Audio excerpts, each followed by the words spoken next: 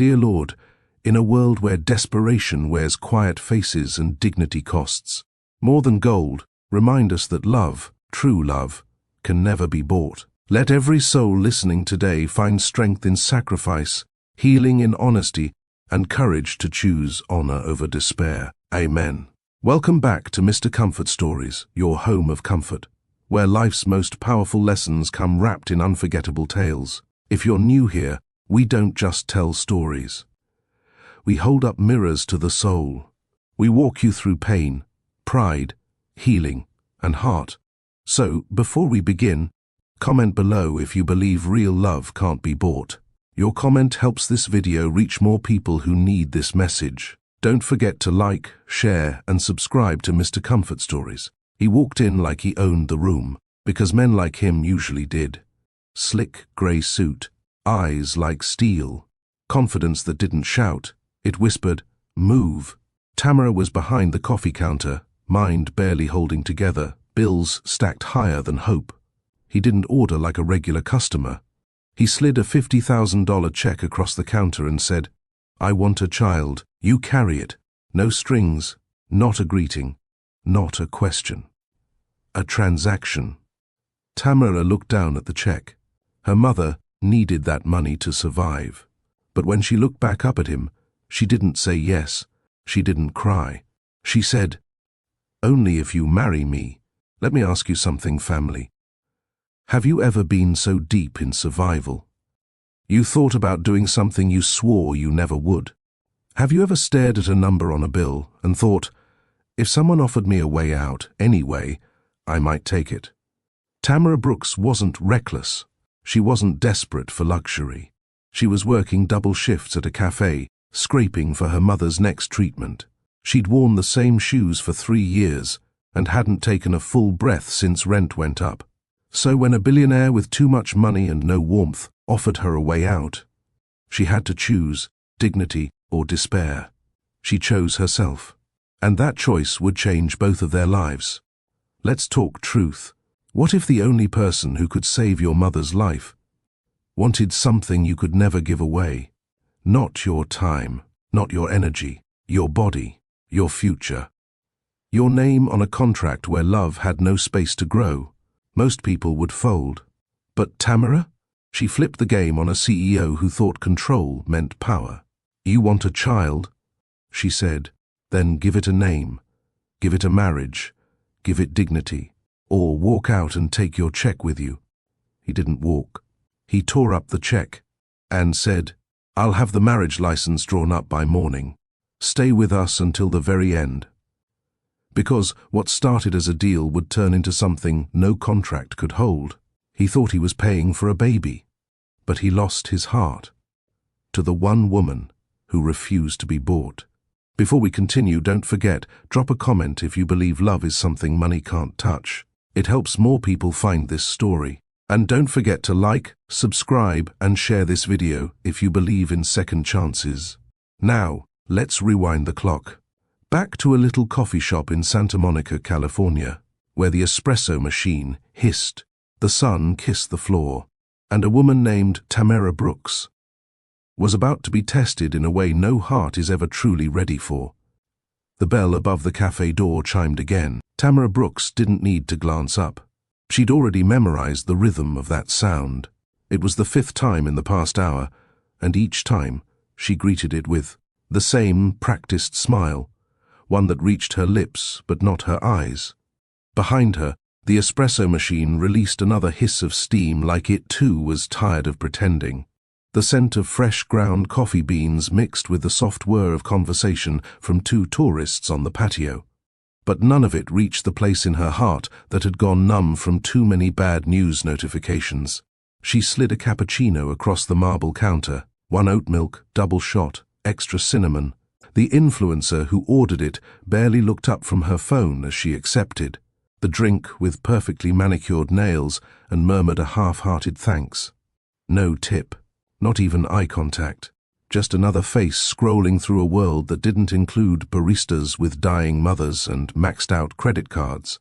Tamara exhaled slowly and leaned back against the counter, rolling her shoulders to release. the knot that had settled there over weeks of double shifts and hospital visits. Her feet throbbed, her back ached, and her spirit? That was the real sore spot. The part that kept her awake even after exhaustion had soaked into her bones. Her phone buzzed in the apron pocket at her waist. She hesitated before slipping it out. UCLA Oncology, insurance won't cover further treatment. Please contact billing to discuss payment options. She didn't flinch, not outwardly, but inside, the message hit her like a falling brick. The chemo had slowed the tumor in her mother's lungs, but not by much. The next step, the only shot they had left, was an experimental therapy the doctors had mentioned with cautious hope. A last card to play in a stacked deck, but it came with a $50,000 price tag. Up front, no installments, no miracles on credit. Tamara put her phone face down on the counter and pressed her lips together until they stung. She wouldn't cry. Not here. Not in front of co-workers who smiled with sympathy they couldn't afford to offer. She glanced at the wall clock. Just 10 more minutes before her break. Maybe she'd scream into her steering wheel again, or cry in the bathroom stall while pretending to fix her hair. She braced herself for the next customer, and that's when the door opened again, and everything changed. He didn't look like the kind of man who belonged in a local Santa Monica cafe, not in a place where avocado toast came on paper plates and baristas wore recycled cotton aprons. His suit, a deep charcoal grey with razor-sharp lines, looked like it had never seen public transit. His shoes gleamed, polished to perfection. His gait was calm but deliberate, like a man who never had to run because the world moved at his pace. Tamara's gaze locked with his the moment he stepped inside. Most people didn't meet his eyes. They moved aside. They looked down. But Tamara? She didn't know better. She stared, just for a second, just long enough to feel a chill rush through her veins, not fear. Recognition. Power had just entered the room. Quiet, composed, intentional power. He approached the counter. Hazelnut latte, extra hot. No foam, he said, voice smooth but clipped, like he didn't like repeating himself. Tamara blinked. You sure you're in the right place? That sounds like a downtown order. His lips curved, not into a smile but into something that could have been one if he'd ever practiced. I'm exactly where I'm supposed to be. She shrugged and turned to prepare the drink. As she worked the machine, she could feel his eyes on her. Not in the creepy, lingering way that made her skin crawl. In a curious way, like he was studying a puzzle. She slid the drink across to him. Hazelnut, extra hot, no foam. He didn't take it. Tamara, right? Her hands froze. She looked up, frowning. How do you know my name? He reached into his coat pocket and pulled out a phone, turned it toward her. Her own face stared back at her from a dating app profile she had never created. Her stomach dropped. I don't understand. I think the app glitched, he interrupted. I don't use them. I have a private screening system, but your profile appeared yesterday. I traced the account. It led here. I didn't sign up for that, she snapped. I don't even have time to sleep, let alone date. I know, he said calmly. You're not fake. You didn't make it. But the data trail is clean. You're real. You're verified. She stepped back, crossing her arms. I'm sorry. Who are you again? Miles Lockwood, CEO of Lockwood Grocers. You may not recognize the name, but you definitely know the stores. She stared, lips parting slightly. Lockwood Grocers, the largest chain supplier on the West Coast. They delivered to practically every major supermarket in California. And why are you here? She asked, voice sharp now. Miles didn't blink. I've been screening candidates for a personal arrangement. Tamara's stomach tightened. What kind of arrangement? He placed a check on the counter, her name already printed at the top. $50,000. For carrying my child. Artificial insemination. Full custody to me. Discreet. Legal. You'd never need to work again. The world fell silent. The cafe, the customers, even the espresso machine.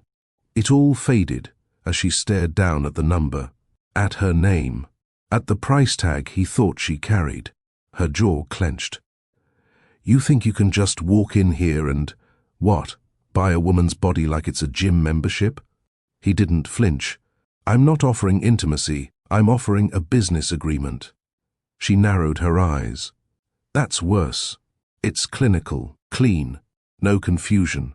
I'm not asking for romance, I'm asking for biology. She laughed. A bitter, breathless sound.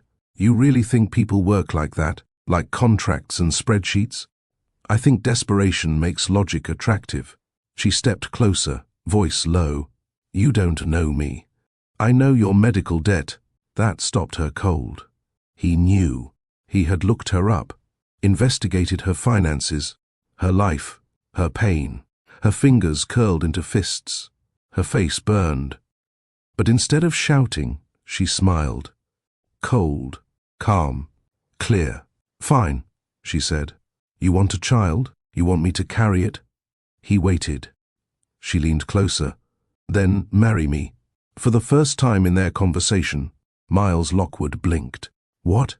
You want my womb? She said. Then give it your name. Legally, publicly. No lab coats, no paperwork loopholes, a real marriage. Or walk away. He stared at her. Not like a problem, like a puzzle, like someone he hadn't expected to meet. Why? He asked. She didn't flinch. Because children deserve more than a paper trail. And I'm not growing a legacy for a man who sees me as an asset. The check still sat between them. Burning, heavy. Miles reached for it. Tore it in half. Then pulled out his phone. I'll have my lawyer draft the marriage license by morning. Tamara didn't smile. She nodded once, then turned back to the espresso machine. Her hands trembled, but she didn't let him see it. She had just sold her future, but she'd done it on her terms. The courthouse smelled like old paper and lemon cleaning spray. Fluorescent lights hummed above the rows of folding chairs. People shuffled in and out of the small hearing room with the practiced, quiet of those who'd become familiar with blank forms and legal promises. Tamara stood at the far end of a corridor, palms damp in the borrowed, thrift store dress she'd chosen, navy blue, simple, the hemline modest. It cost $12 and a prayer. It was the most presentable thing she'd worn in weeks.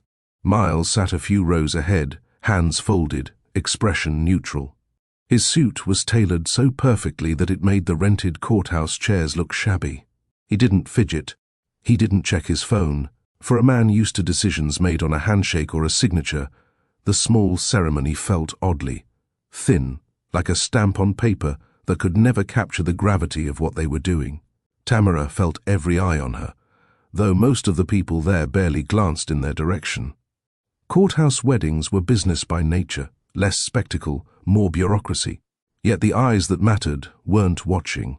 No reporters crowded the hallway. No marquee announced their names. The only gaze she cared about belonged to the man who had offered her a future and then been surprised when she set terms. The judge read from a script, like it was a recipe. Do you take this person? The ritual wrapped them in legal language that sounded colder than the draft that came through the window. When the line came for the kiss, Tamara kept her lips pressed together. For her, the act was a requirement, a sealing of a contract. For others, there would be romance, but not here. Miles hesitated, then moved forward with the same reserved motion he used in meetings. Efficient, exact. He leaned in, brushed his lips against her cheek, and then, when the judge said, "You may kiss the bride," he gave her a brief, formal one on the mouth. It was enough for the license and nothing more. They signed the papers in a rush of pens and blotted ink, 2 signatures that would change the next decade of both their lives.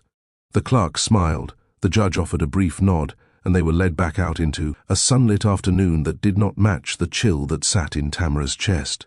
No bouquet, no music, no confetti, no ring beyond a thin silver band Miles pressed onto her finger in the clerk's office because formalities are easier than conversations. Their hands did not search for one another after the pronouncement. He opened the passenger door of the black sedan, and she slid in without asking where the driver was instructed to go. Malibu, he said. He gave the driver no further instruction, no small talk, simply a direction to move toward a life that was now legally shared in title. The drive up the coast was quiet. Tamara watched the ocean glitter and felt a fatigue that went beyond her body. There were moments she considered rebellion, walking out of the car, going back to the cafe, enrolling in overtime. But the check, the hospital bill, the memory of her mother coughing against the pillow carried her forward. She had made the bargain on terms she carved for herself. That certainty steadied her. The mansion sat on a cliff like a fortress of glass and stone. It took her a breath to take it in. When the valet opened the car door, the wind seemed to rush in with the salt tang of a life she'd never known. Inside, the rooms were wide and spare, as if the architect had designed for the absence of small things, photos, mementos, clutter. The guest suite was polished and indifferent, white throws, a desk, a view of the ocean that seemed to ask for confession. The housekeeper, the same woman who later folded Tamara's towels with a certain tenderness, showed her the guest room and where the phone worked. "If you need anything," the woman said, "the staff is around." Her voice was polite, trained, like disinfectant. Tamara placed her bag on the chair and ran a hand over the fabric of the navy dress. The heft of the ring on her finger pressed metal against skin, an emblem and a burden both. Dinner that night was a private affair in the glass dining room. A chef had prepared salmon and asparagus. The plates arrived as if applause had been portioned out. Miles ate without fanfare, asking nothing about the cafe, nothing about the piles of bills she carried. Tamara pushed food around on her plate and answered in measured sentences. There was a courteousness between them, efficient conversational strokes that never ventured into the room of feeling. When the chef left and the staff retreated, the unhollowed silence settled like fog. Miles stood and cleared his throat. "You can have the master down the hall," he said. The clause had been in. The lawyer's draft, the agreement that stipulated separate spaces until both parties felt otherwise. He added, softer, "But you don't have to stay there if you're uncomfortable." Tamara met his eyes. "I won't make demands," she answered. Her voice was steady because she'd learned steadiness in hospital, waiting rooms and nurse stations where panic swallowed rationality. "Good," he said, folding a napkin and placing it aside like a treaty marker. "Get some rest. We have appointments tomorrow." She left the table with the experience of being observed, catalogued, and weighed. The master bedroom stood at the end of a long corridor, expansive with floor-to-ceiling windows that framed the ocean like a painting. He had laid out a silk robe on the bed for her. A pillow had been fluffed just so. The room smelled faintly of something floral, an attempt at comfort. She stood in the doorway and looked at it all, the minimalism, the ordering of things, and felt suddenly small. She wasn't used to being the centerpiece of a room that had been designed by committees to impress. Everything here had been crafted to reduce friction, to make living a business. Her life had been the opposite, messy, loud, improvised. She changed into the robe and sat on the edge of the bed, fingers twisting the fabric. She breathed in slowly, mapping the curve of the moonlight on the floor. She could feel the contract at the back of her neck like a collar. She could feel the ring like a weight. There was a knock on the door. She opened it to find him standing in the hallway, dressed in a grey t-shirt and sweatpants. Oddly casual for a man of his station. His hair was damp, like he'd just come from a shower. For the first time since she'd seen him in a suit, he looked human-sized. Not the imposing figure who could issue orders or split markets, just a man who had entered a vow he had not expected to hold.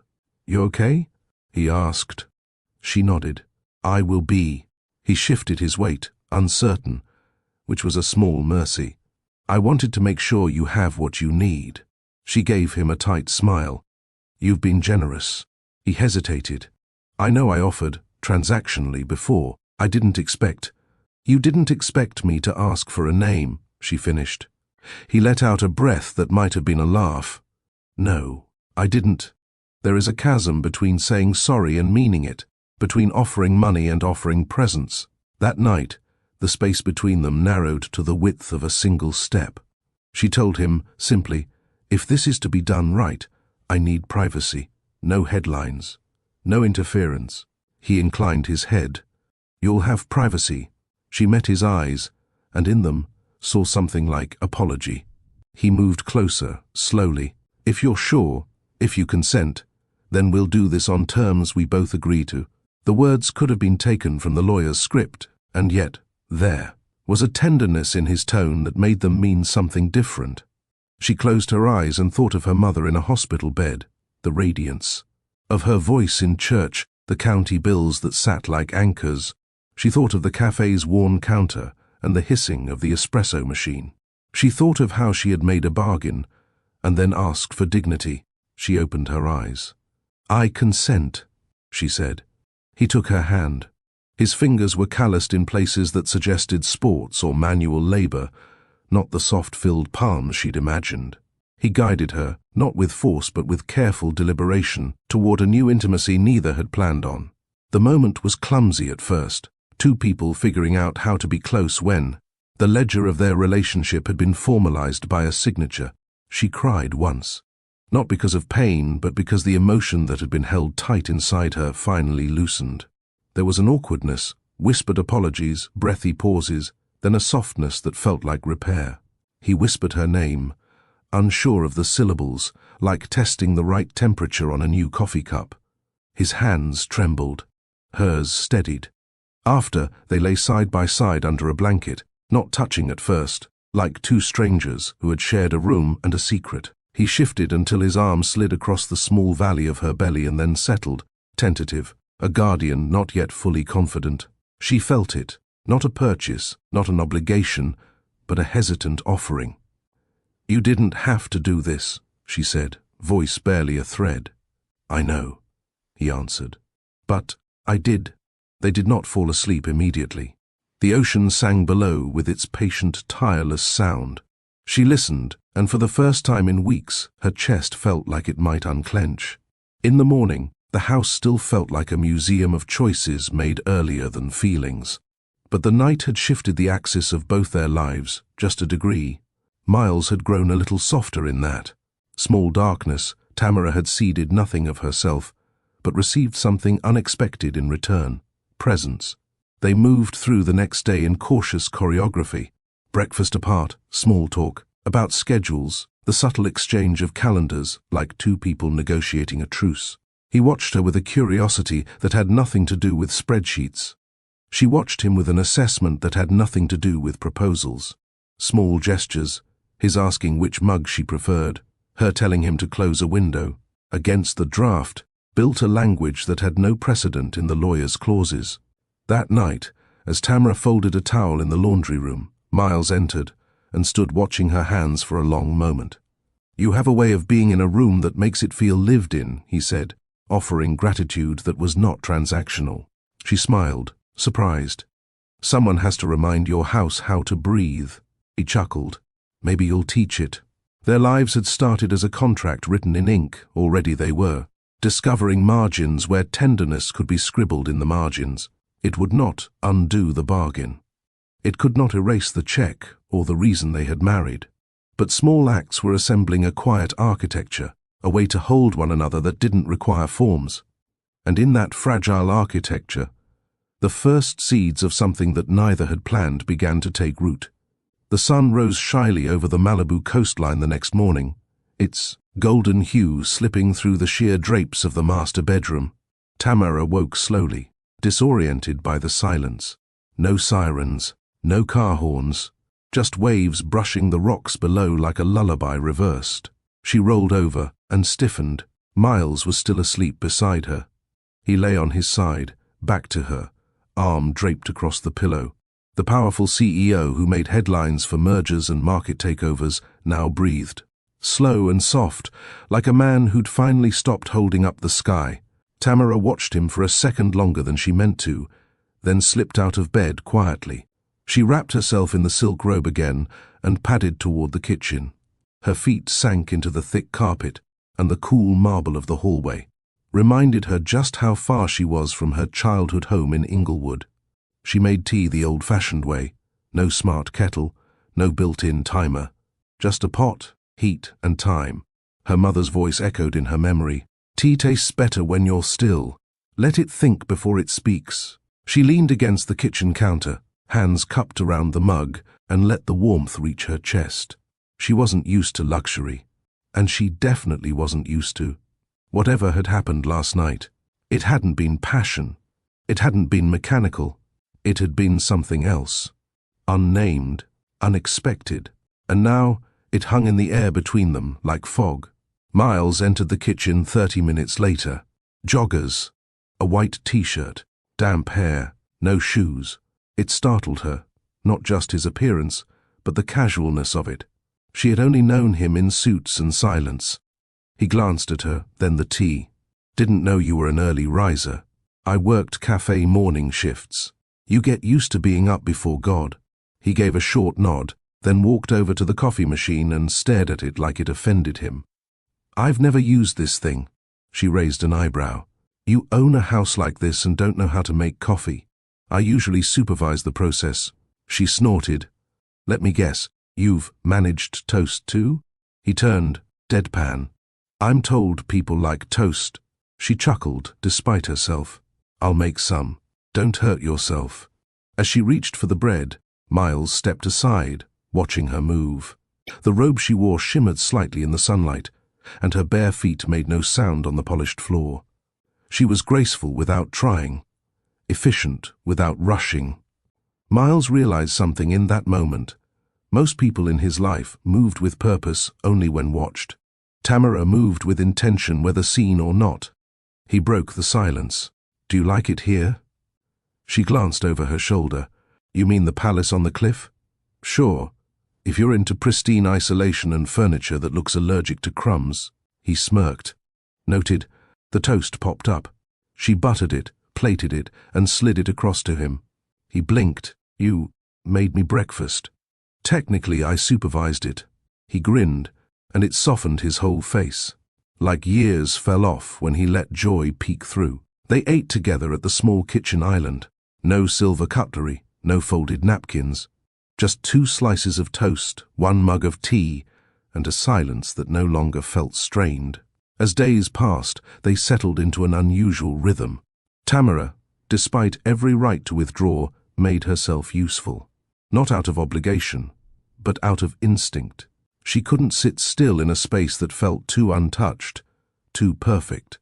She folded laundry, stacked dishes, wrote notes for the cleaning staff, thanking them for fresh towels. She left behind traces, jasmine-scented lotion, gospel humming, her braids coiled into a bonnet left on a doorknob. And Miles noticed every detail. He started skipping his office some mornings just to sit nearby while she organized the pantry. Not because he needed to monitor her, but because watching her move gave the house a rhythm he didn't know it lacked. She sang softly while wiping counters. She sat barefoot on the couch, legs curled, reading books without a care for who watched. She didn't ask for anything. She didn't demand space. She simply was. And in her presence, the house began to feel lived in. One evening, he stood at the top of the staircase and watched her in the living room below. She danced slowly in a t-shirt and leggings, earbuds in, eyes closed, lost in a world he wasn't part of. Not seductive, not staged, just free. Miles gripped the railing. He'd never seen that kind of joy in any of his relationships, if he could call them that. The women in his past had been curated, coached, too perfect to be real. They'd arrived with agendas or agents. But Tamara? She was barefoot on his rug, humming off-key and stirring something in his chest he hadn't felt since boyhood. Something simple, something dangerous, wanting. Later that night, she stood in the kitchen stirring tea again. He walked in quietly. You always drink tea at night? She nodded. Helps me sleep. My mom used to say, chamomile holds your worries so you don't have to. Miles pulled out a chair and sat across from her. Tell me about her. Tamara hesitated. Only if you want, he added quickly. She sighed. She taught music at our church. Had a voice like warm honey. Got diagnosed last year. It got worse fast. He nodded. I'm sorry. Tamara looked up. You didn't ask for my story before you wrote that check. No, he said. But I wanted to help. She studied him. Why me, Miles? Out of all the women you could have...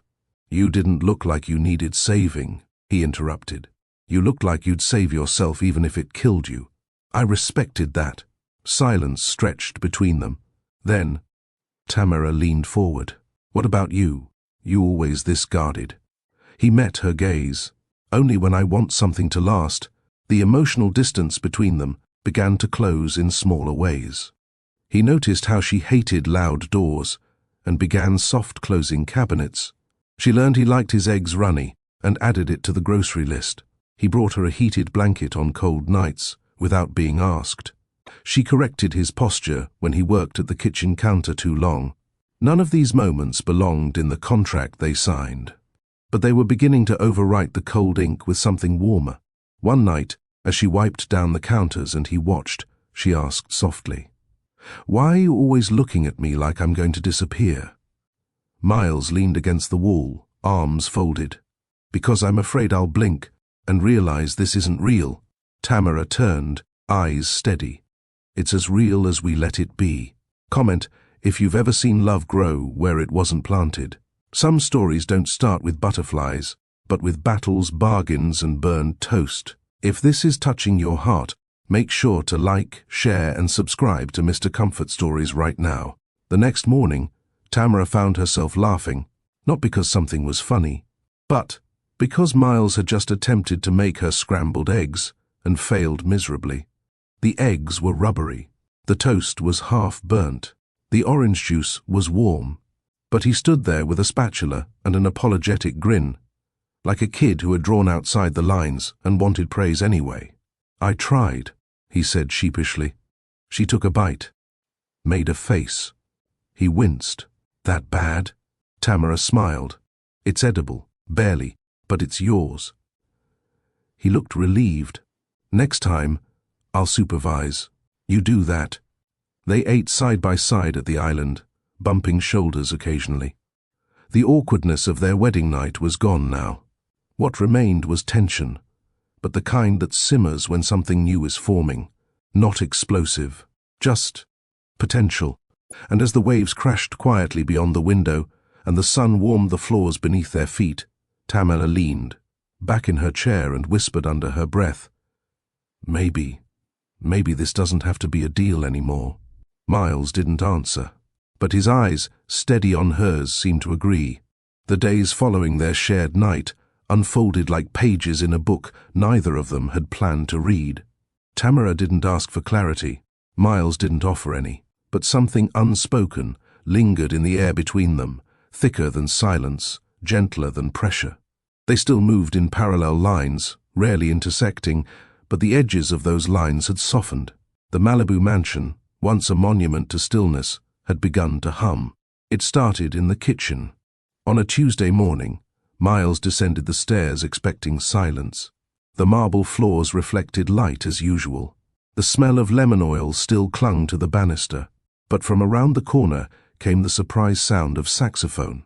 Low, smooth, improvised, jazz. He paused at the bottom of the steps. Tamara, barefoot and unaware of his presence, was swaying softly to the music as she stirred eggs in a skillet. She wore leggings and a faded HBCU sweatshirt. Her braids were pulled into a messy bun, and she had one AirPod in her left ear. A towel was slung over her shoulder like she belonged there, not as a guest, not as a visitor, but as a presence. She didn't move like someone trying to stay quiet. She moved like someone at peace. The music crackled slightly from her phone speaker. Not loud, just present enough to reshape the space. He leaned against the wall and watched. She stirred, paused, grabbed a pinch of black pepper, sprinkled it in, and then adjusted the heat like a woman who had made breakfast for people she loved. The sunlight poured across the countertop and bounced off the refrigerator door, turning her silhouette into something soft and gold. He didn't say a word. He just listened and watched. Tamara finally noticed him when she turned to grab a plate and found his eyes on her. She blinked, startled. "You scared me." Miles straightened. "Didn't mean to. I just didn't want to interrupt." She smiled faintly, sliding the eggs onto the plate. "It's okay. You're the landlord, right?" He ignored the joke and walked over. "You cook like you're used to feeding more than one person." She handed him the plate. Mama never let me leave the kitchen without knowing how to stretch a meal for 5 on a budget for 2. He took the plate but didn't move away. It smells good. Thanks. She gestured toward the bread box. Toast is self-serve. I remember, he replied with a smirk. They stood for a moment, awkward but not tense. Then, as she wiped the counter, she asked, "You like jazz?" He looked at the speaker. "I've never listened to it." "Not really. You should. Jazz doesn't follow rules. It listens to itself, adjusts midstream, kinda like life." Miles nodded. "Is that how you live?" She shrugged. "I used to live trying to control every inch. Now, I move slower, still, but slower." That statement sat between them like a confession. That night, Miles stayed home later than usual. He didn't say why. He told his assistant to cancel the 6 p.m. call with the regional distributor. He delayed his conference call with his CFO. Instead, he lingered near the hallway just outside the laundry room, watching Tamara fold towels. She folded in thirds, then halves, stacking them neatly. She hummed a gospel tune, off-key but full. Something about mercy and mountains moving. He cleared his throat as he entered. "Do you always hum when you work?" Tamara smiled without looking up. "Helps pass the time. You do a lot around here," he said. "I didn't expect you to. I can't sit still in a quiet house." She glanced up.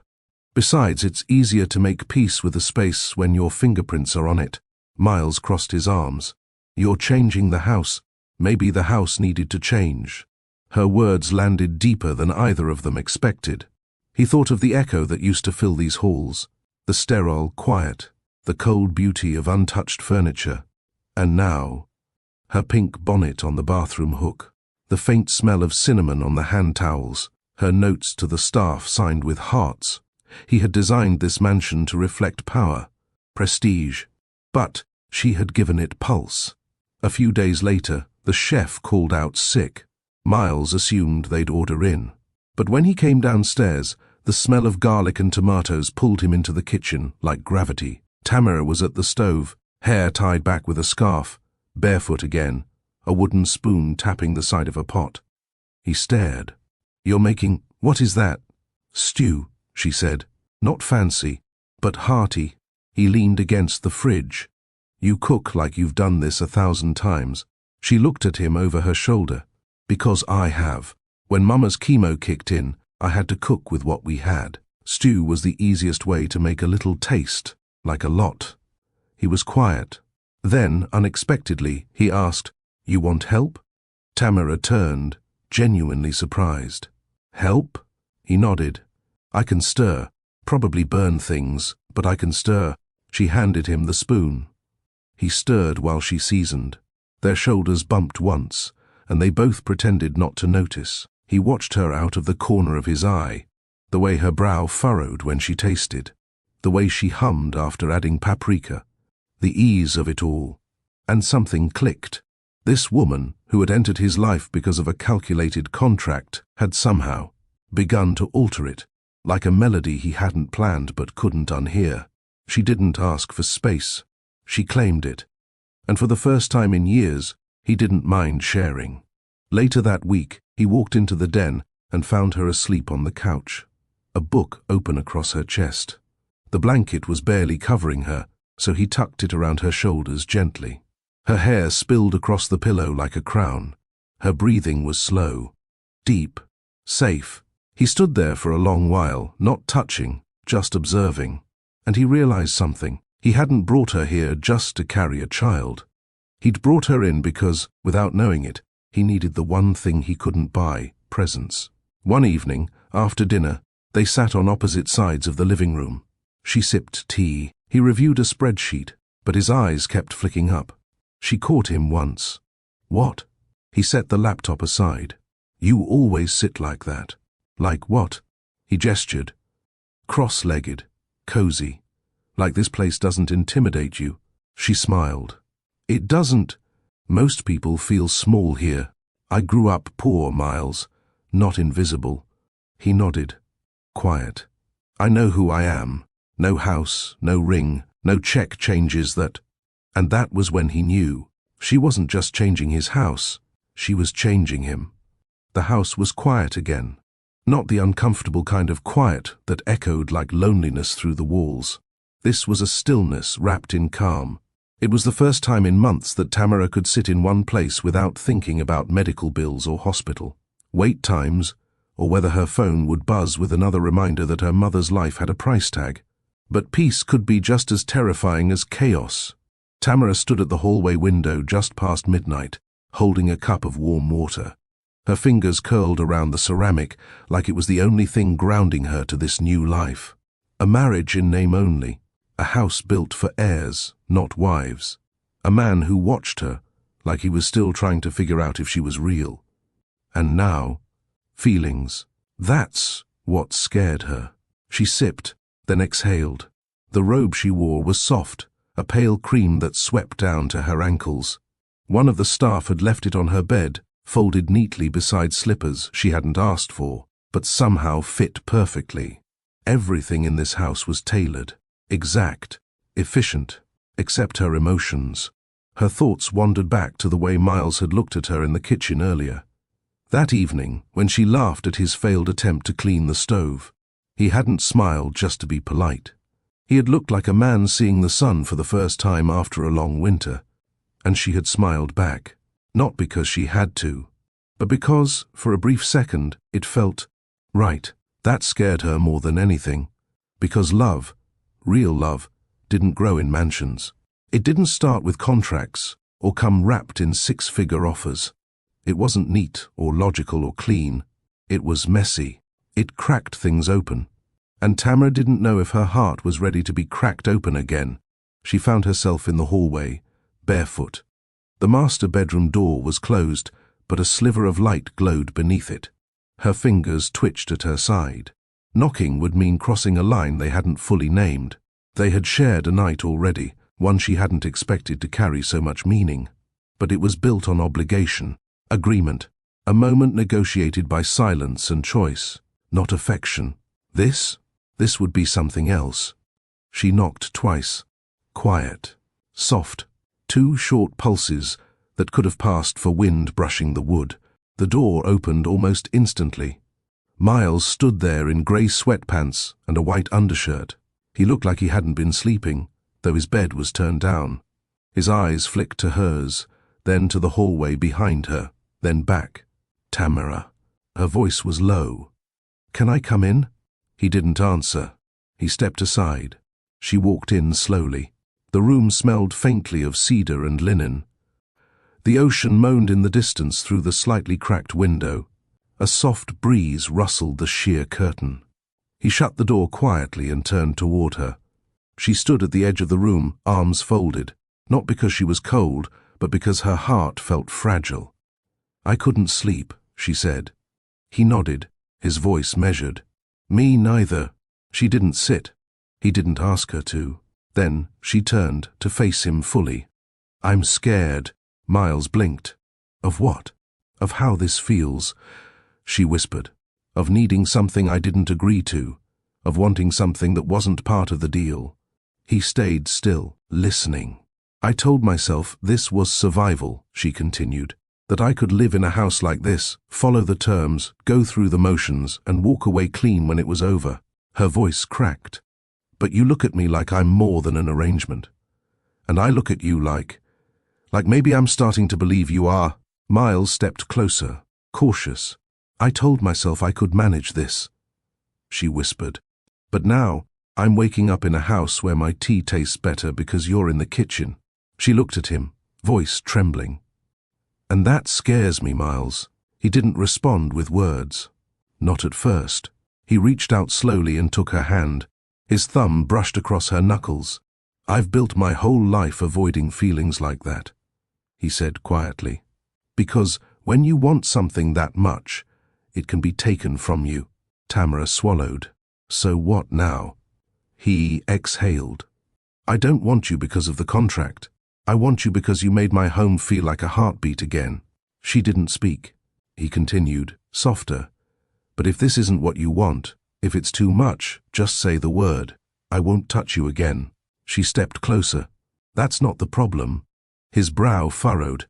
She placed his hand against her waist. The problem is that I want you too. What happened next wasn't dramatic. It wasn't breathless or wild. It was slow. His fingers gently pushed her robe off her shoulders, and it fell soundlessly to the floor. Her hands found the hem of his shirt and tugged it upward. He pulled it over his head and tossed it aside without looking away from her eyes. No one rushed. There was no music playing, no practiced lines, just skin and breath and 1,000 unsaid truths pressed between them. He kissed her shoulder first, then her collarbone, then paused, forehead resting against hers. Tamara's hands cupped his face. "I'm not here because I owe you anything," she said. He nodded. "I know. I'm here because I feel safe here." That admission made his chest rise in a sharp breath.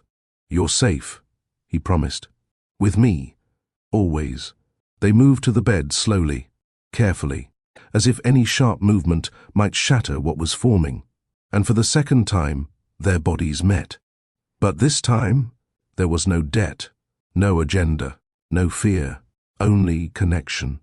Her hands gripped his shoulder blades, pulling him closer. His lips explored the curve of her jaw like a man mapping uncharted territory. Every kiss was deliberate. Every breath was shared. He moved like a man who wanted to make her feel known, not claimed. She cried again, not from pain, from the sheer release of being held. Afterward, they lay tangled beneath the sheets, her head on his chest, his fingers stroking the small of her back in lazy circles. The ocean continued its rhythm outside, but the world inside that room had shifted again. They didn't speak for a while. Words would have broken the quiet peace that had settled like a warm blanket. Eventually, Tamara whispered, "What does this mean now?" Miles answered without hesitation. "It means we stop pretending this is just a deal." She tilted her head up. "And start?" "What?" He looked at her, lips parted. Then he said the most vulnerable thing he'd said since she met him. "We start figuring it out, together." The morning came slower than usual. Tamara woke up before the light had fully broken through the windows. Miles was still asleep beside her, his breathing calm, his arm draped loosely around her waist. She watched him for a few seconds, the way his eyelashes fluttered faintly, the way the corners of his lips softened in rest. She'd seen him angry, focused, even gentle. But asleep, he looked human in a way few people ever got to see. She slipped out of bed quietly, careful not to wake him. Her robe was crumpled on the chair. She pulled it around her shoulders and padded into the bathroom. The floor was cool under her. Feet and her reflection looked unfamiliar in the mirror, not tired, not frightened, but unsettled, like someone standing at the edge of a revelation. Her stomach had felt off for days. Morning tea didn't sit right. Smells she'd loved suddenly made her nauseous. She'd brushed it off at first. Stress, maybe. The body catching up to the chaos of change. But as she leaned on the counter that morning, a small unease wrapped around her like a whisper she couldn't ignore. She opened the cabinet beneath the sink. Somewhere behind folded towels and unopened lotions was the small pharmacy bag she'd hidden there days earlier. The white box inside was simple, plain.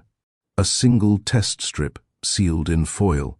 Her fingers trembled as she tore it open.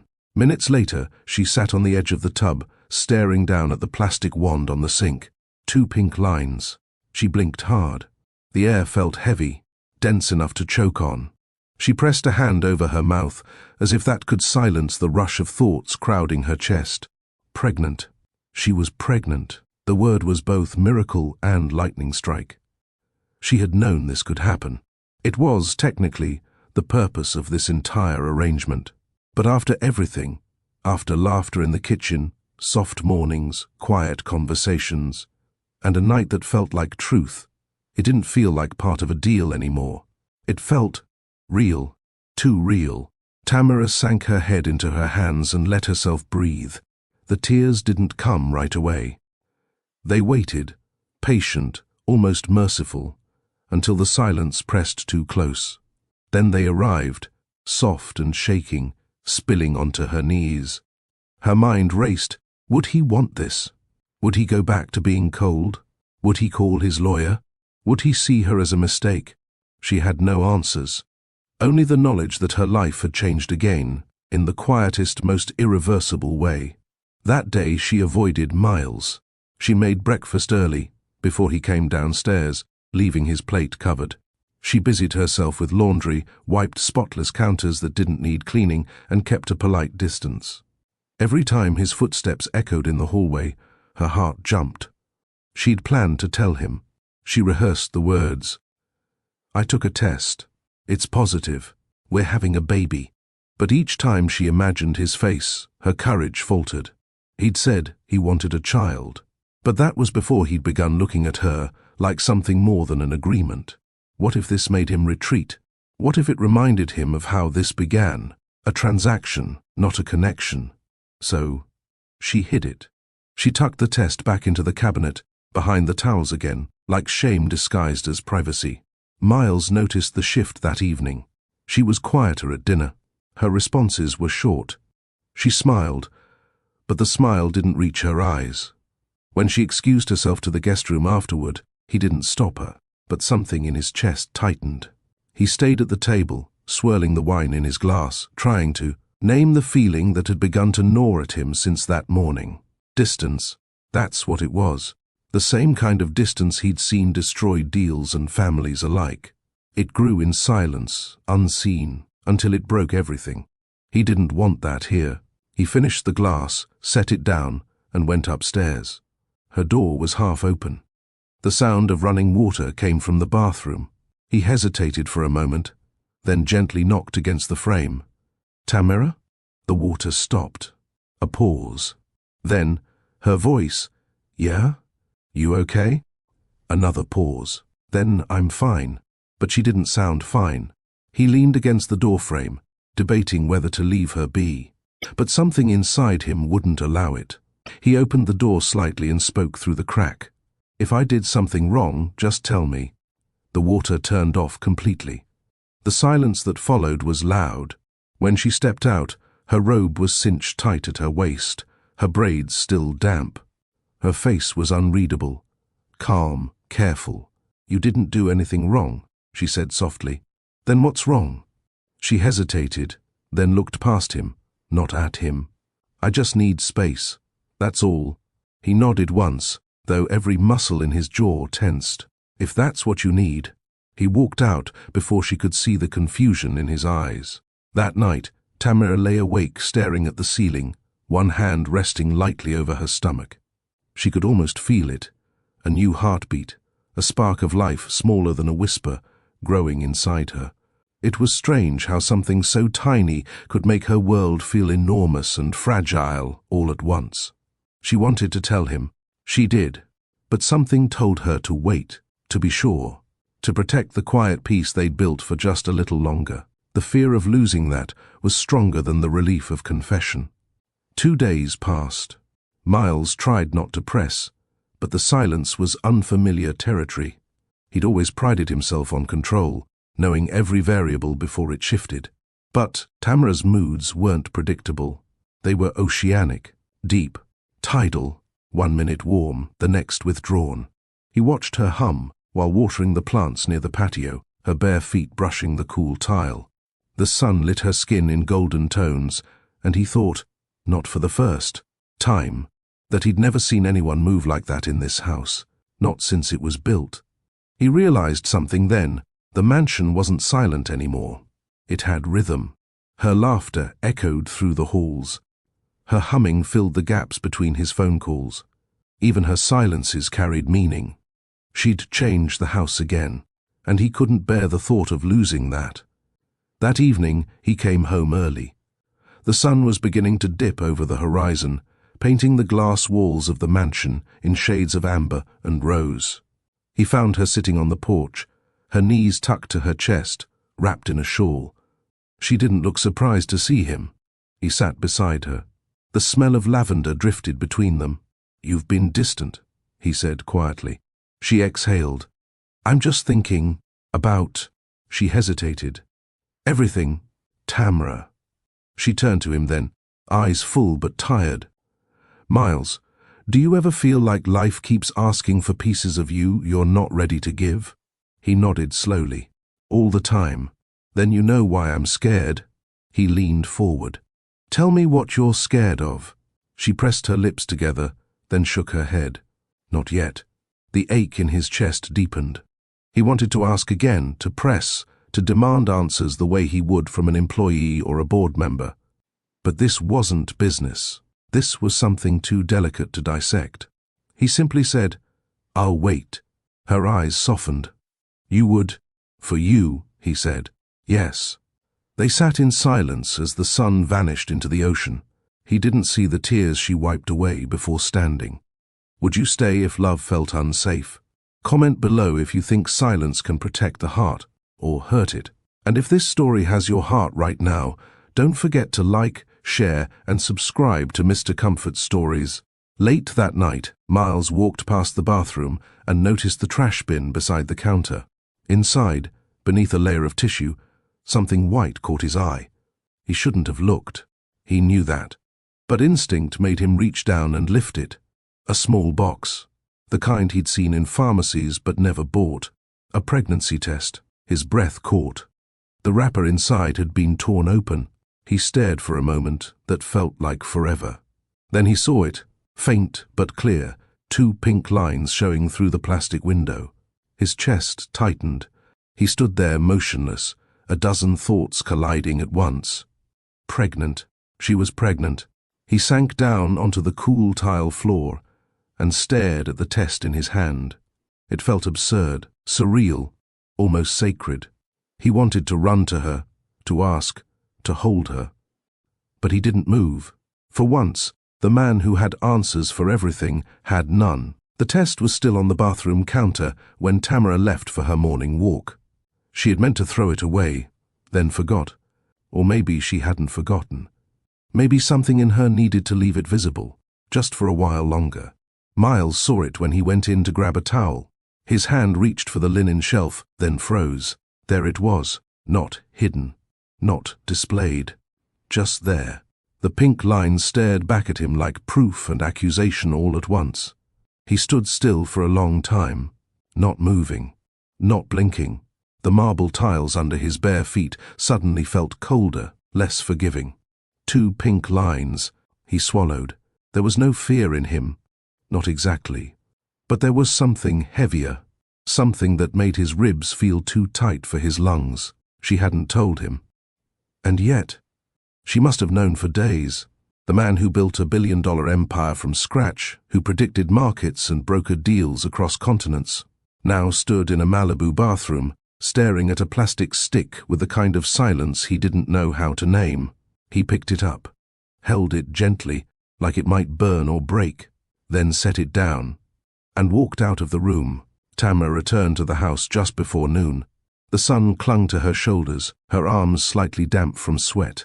She'd walked fast, trying to clear her head, but the peace she usually found on the cliffside trail didn't stick today. Something in the air felt off. She opened the door and found Miles standing at the kitchen island, a mug in his hand, untouched. Their eyes met. She knew instantly. He knew. His expression wasn't angry. It wasn't cold. It was unreadable. Miles. He didn't move. I was going to tell you. When? She hesitated. Soon. I didn't know how. The silence between them stretched like a thread about to snap. He set the mug down. You've been avoiding me for days. I thought maybe you were regretting the night we... No, she cut in quickly. That night wasn't a mistake. He nodded slowly, but his eyes didn't soften. Then what was the plan? To carry it in silence until you figured out how to fit it into our arrangement. She flinched. Don't do that. Don't reduce this to a contract again. He sighed and leaned against the counter, rubbing a hand over his jaw. Tamara, I didn't plan for this to become complicated. She folded her arms tightly. You planned every inch of this, the lawyers, the check, the house, the timetable. But what you didn't plan for was me having a voice in this. That's not fair. She stared at him. Isn't it? You married me for this baby. But now that it's real, you're acting like I violated some invisible rule." "I'm not angry," he said carefully. "I'm overwhelmed." She nodded, her voice quieter now. "So am I." He walked around the island, stopping a few feet from her. "Why didn't you tell me?" "Because I didn't know what version of you I'd get. The man who kissed me like I mattered, or the one who ran our lives through a spreadsheet." The words hit him in the chest. "You think I don't care?" "I think you care more than you know how to admit," she said softly. "But I also think you don't know how to let go of control. And I can't raise a child in a house where love has to pass a checklist." He stepped closer. "You think I'm incapable of loving our child?" "No," she whispered. "I think you're terrified of loving me." The silence that followed cracked open something in the room neither of them had touched before. Miles looked at her then. Really looked. Tamara, wrapped in her hoodie from the morning walk, her cheeks flushed, her eyes tired but lit with fire. She wasn't just a woman he had chosen for genetics or structure. She was the woman who made toast when no one asked. The one who folded blankets and sang to herself while cleaning. The one who, despite all the odds, made this house feel like something other than a castle. And now, she was carrying his child. A child born not just of intention, but of unexpected tenderness. He opened his mouth to speak, but she shook her head. "I need space." "Tamara." She stepped back. "I'm going back to Inglewood." The words dropped like stone. He didn't move, just like that. She nodded. "I need time to remember who I was before all of this, before contracts and chefs and marble floors. I didn't mean to make you feel caged." "You didn't," she said gently, "but you never really made me feel free either." She packed quietly that afternoon. No drivers, no staff, no suitcases with initials stitched into the leather. Just her hoodie, a backpack, a car that still smelled faintly of her lavender oil from when she first arrived. Miles stood by the front door. He didn't try to stop her.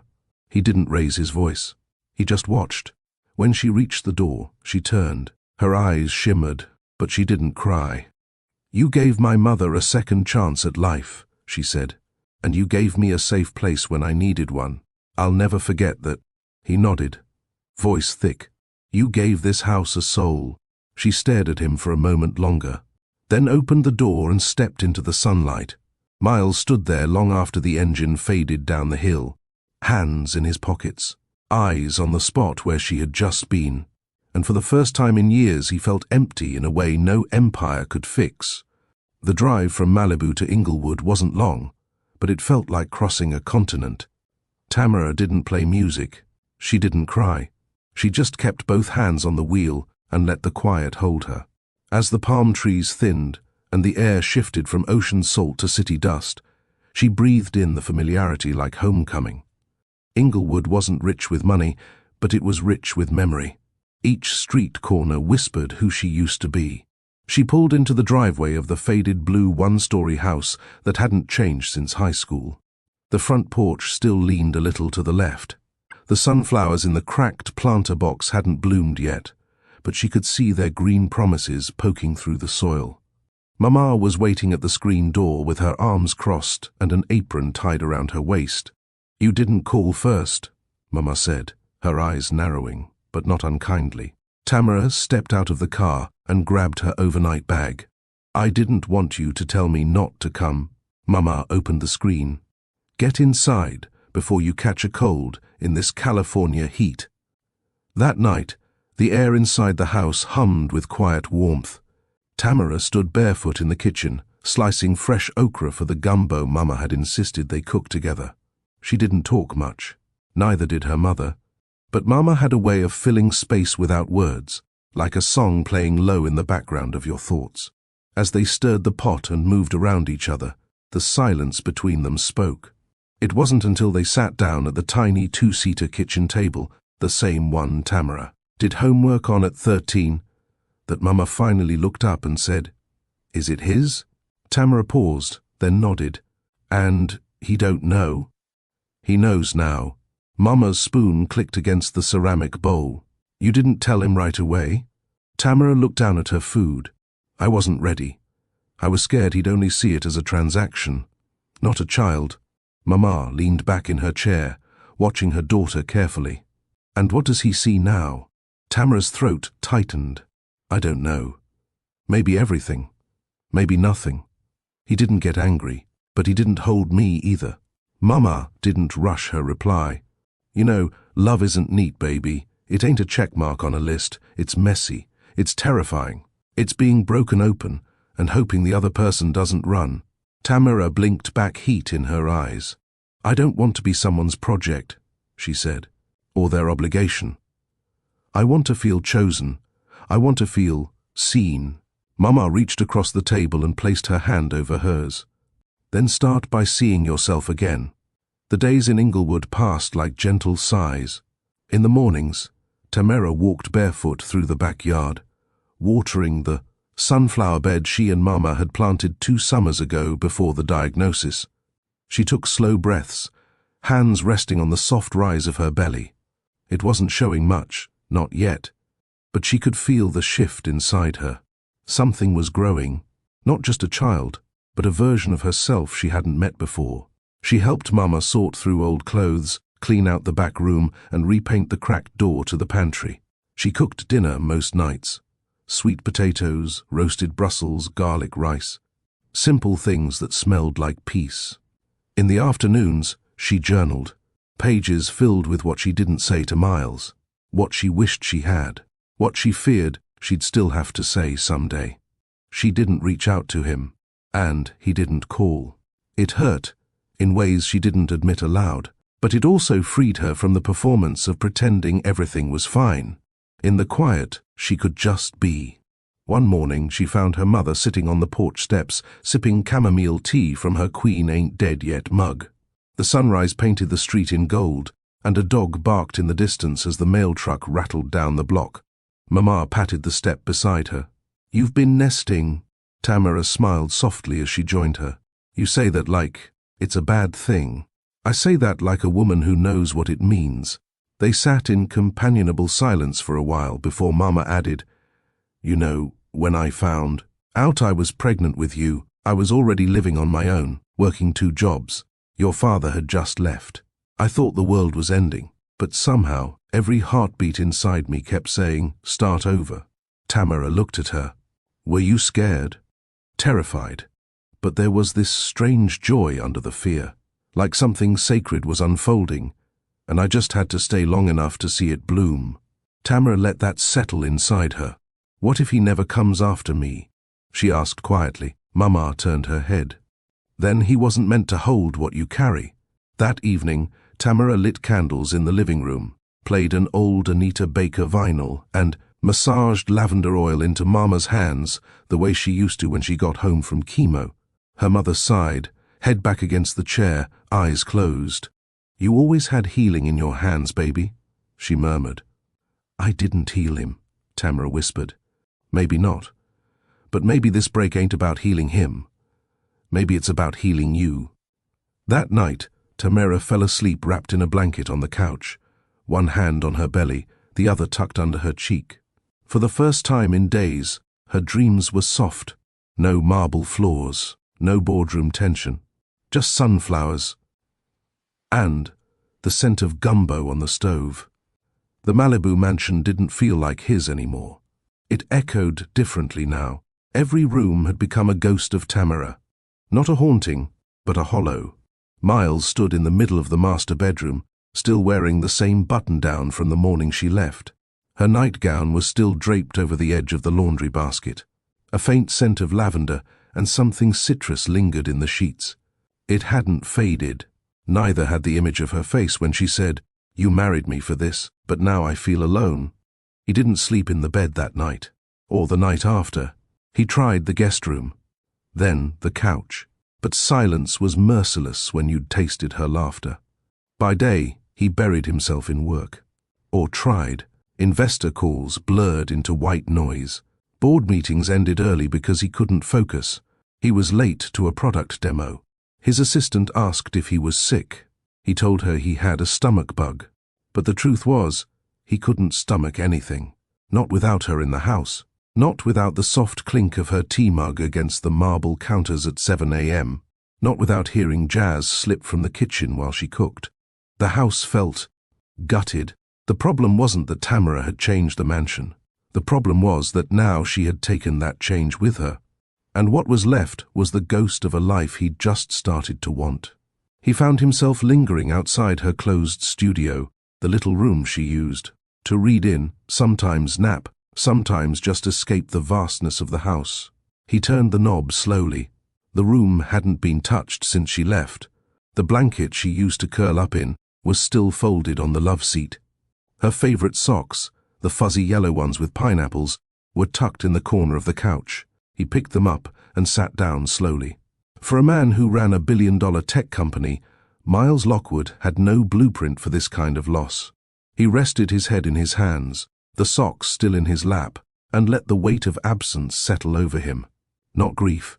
Not yet, but the aching prelude of it. That weekend, Miles got in his car and drove. He didn't tell his driver, didn't grab his assistant. He didn't need security, not today. He drove alone, one hand on the steering wheel, the other gripping a to-go cup of black coffee he hadn't touched. He didn't even know if she'd be there. The cafe looked exactly as it had the first day he saw her, worn but welcoming. The painted sign still read, "Jazz Beans" in crooked brushstrokes.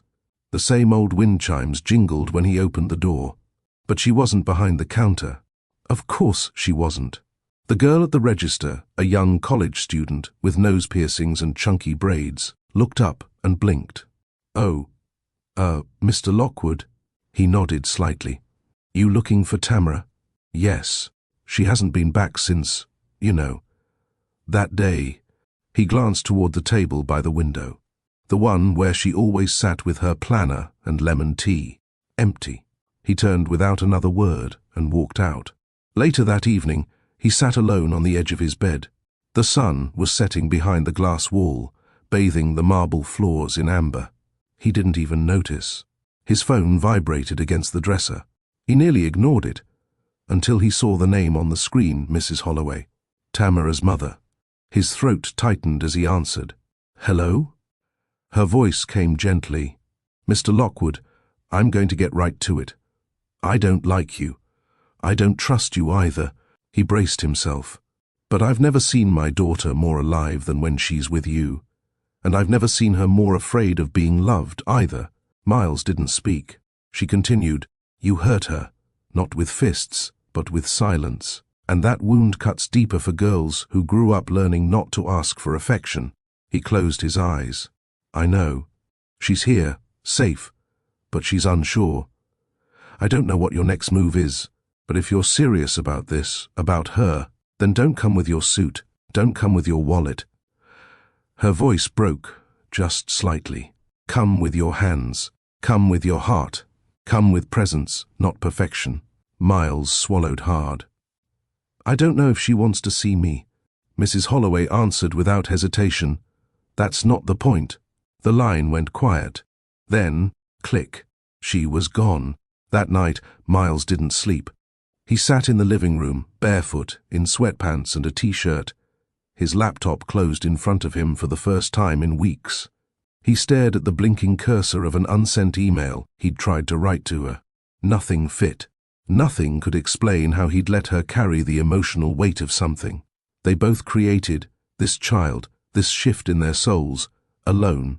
So he shut the laptop. He folded her pineapple socks and tucked them into his coat pocket. He looked around the mansion one last time. The jazzless halls, the muted art, the untouched meals. This place used to impress everyone. But it never felt like home until her. The next morning, before the sun rose, Miles got into his car again. No driver, no plan, no speech, just presence, and love he hadn't learned how to name yet. Comment, presence over perfection, if you believe actions matter more than words. Lord, soften the heart that's been wounded. Help the proud man kneel without shame. And give the woman who stood alone the strength to recognize love when it learns how to come home. Amen. Welcome back to Mr. Comfort Stories, your home of comfort, where life's hardest lessons are wrapped in the kind of love that can't be bought. The sun hadn't fully risen over Inglewood, but the morning was already humming. Dogs barked faintly in the distance, and a toddler across the street wailed as a woman in house slippers tried to coax him off the porch with a bottle of warm milk. But Miles Lockwood wasn't watching any of that. He stood at the base of the steps that led to a small, sun-drenched bungalow, with peeling yellow paint and a mailbox held shut by duct tape. In his hand, nothing. No briefcase, no gifts, no checkbook, just the weight of a decision and a memory of a woman he wasn't ready to live without. He wasn't in tailored Armani today. He wore a plain black t-shirt, jeans and sneakers that still had a crease from where they were, folded in the back of his closet, shoes he hadn't touched since before the company went public. There was nothing performative about him now. Even his hair looked less polished, curls loosened, like something had finally cracked open. Miles looked up at the yellow door and exhaled. Inside that house was the only woman who'd ever looked him in the eye and made him feel like more than his net worth. And he'd let her walk away. His knuckles grazed the door once, then twice more. A soft, hesitant knock that said, "I'm not here as a CEO.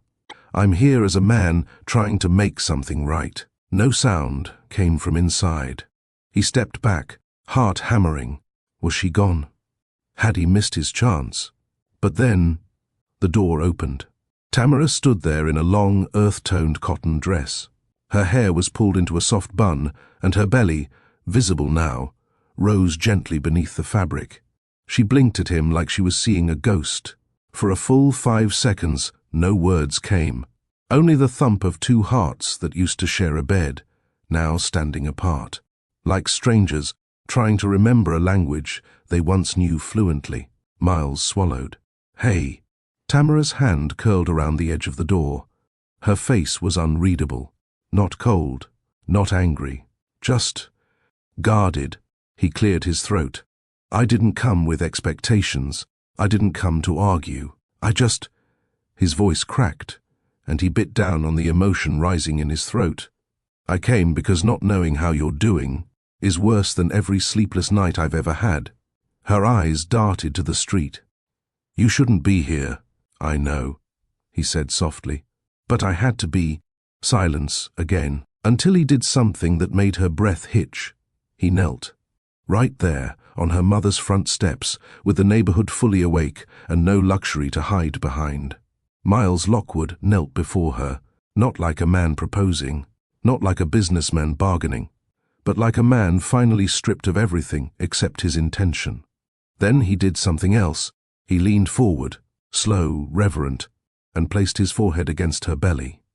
His hands never touched her, but the gesture said everything. "I'm not here for the contract," he whispered. "I'm here for you." Tamara's lips parted.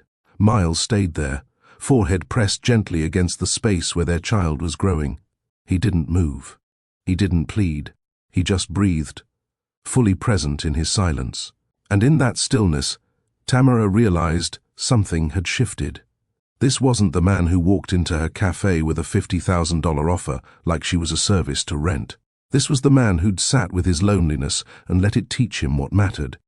And maybe she wasn't ready to forgive him, but she couldn't deny what she saw now. Her voice was barely above a whisper. "You didn't even call.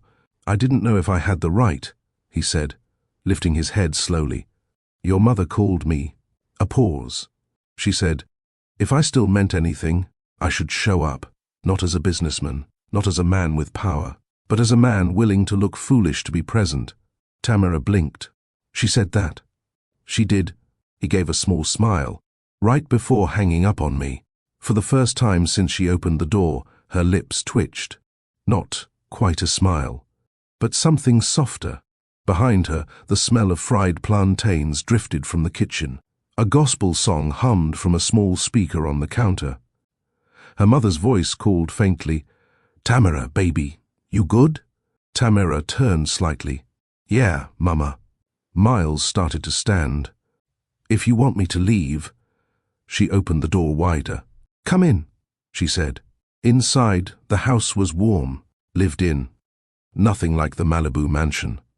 Framed photos lined the hallway, her high school graduation, a blurry picture of her, and her mom at a church picnic, baby pictures Tamara clearly hadn't seen in years. He took slow steps, his eyes lingering on every part of her life he'd never bothered to ask about before. She led him to the living room, where the couch had an Afghan blanket draped neatly across the back. He sat, but not too close. She sat on the adjacent armchair, watching him with arms folded over her belly like a shield. "I didn't mean to make you feel alone," he said. "I just panicked. I wasn't hiding the test because I regretted it," she said quietly. "I was scared." He nodded. "So was I. You didn't act like it. I didn't know how to." He leaned forward, elbows on his knees. "I've built companies, closed deals, negotiated in rooms full of ruthless men, but nothing ever made me feel as vulnerable as seeing that pink test and realizing I wanted it to mean something. I wanted you to want me back." She blinked. "Not for the baby, not for the contract, just for me." Tamara looked away. A long silence stretched between them, and for a while the only sound was a ceiling fan clicking softly above and the clinking of a spoon in a mug from the kitchen. Miles finally asked, "Can I stay?" She looked at him sharply. "Not here, not in the house," he corrected. "I meant in Inglewood. Close enough to be part of this, to learn what it means to be a father before the baby gets here. Not in my world. Yours." Tamara looked at him long and hard. "You don't know anything about this world." "No," he admitted. "But I'm ready to learn." Later that afternoon, as the sun started tilting west, Miles stepped out onto the porch while her mama sat him down with a cup of mint tea and a question that almost made him spit it out. "So you serious, or just hormonal from all that wealth drying up?" Miles grinned. "I'm serious, Mom." She sipped from her own mug. "Don't ma'am me, baby. You got a lot to prove." "I know." She studied him like a professor reviewing a paper that still had red ink on it. Then she nodded. "You start by learning how we eat," she said. "Tonight, you go and season the catfish. Not order it." Miles laughed, a real one, and nodded. "Yes, ma'am." And inside, behind the curtain, Tamara watched the man she thought would never kneel take instructions on how to hold a mixing bowl. For the first time in weeks, she exhaled, not because it was all fixed, but because he came back. And this time, he didn't bring power. He brought presence. Tamara was tying the laces on her sandals when she felt the slightest pressure, hands behind her, gentle, intentional. "I got it," Miles said softly, crouched beside her on the porch. His fingers moved carefully, not tugging, not rushing. He tied one lace, then the other, and looked up at her with a quiet smile. "You always do everything yourself. Let me help." Tamara didn't respond with words, but the way her lips pressed together told him she'd noticed the change, not in his actions, but in the posture of his heart. He wasn't performing. He was present. They stepped into the sunlight together and headed toward the Inglewood Community Recreation Center. It was a brisk 10-minute walk. Tamara usually went alone on Wednesdays for prenatal classes. But today, Miles insisted on coming, not as a guest, but as a partner. As they walked, they passed rows of bungalows with cracked sidewalks and azalea bushes, murals of black heroes, and children hopscotching with chalk-stained knees. Miles greeted every elder they passed with a "Good morning, sir," or "ma'am," and they greeted him right back, eyeing his skin, his walk, his aura. "You're the one older man said, pausing by a rust-colored mailbox. "You the one who tried to buy a baby but had to come earn a family." Tamara turned red. Miles didn't flinch. He nodded respectfully. "Yes, sir. That's me." The man chuckled and went back to watering his lawn. The recreation center smelled like floor polish and crayons, with old linoleum tiles and folding chairs stacked against the wall. A bulletin board near the entrance advertised Zumba, free lunch for elders, and job fairs for teens. Tamara signed in. Miles did the same. The prenatal room had 5 other couples and 2 single mothers. One woman wore a hoodie that read, "Pregnant, not pathetic." Another rubbed cocoa butter into her belly while talking about Braxton Hicks. Miles glanced around. No suits, no branding, no curated aesthetics. Just belly bands, snack cups, and laminated diagrams of a uterus on the whiteboard. "Welcome back, Tamara," the instructor said warmly, giving her a side hug. She then looked at Miles. "And this must be Miles," he said, shaking her hand. "First time. Well, you picked a good one. Today's lesson is about breathing and being useful." The other men chuckled. One of them leaned toward Miles, whispering, "Rule 1, don't complain. Rule 2, another chimed in, bring snacks or go home." Miles smiled. Got it. Tamara watched all this with silent curiosity. There was a time Miles would have looked out of place in this room.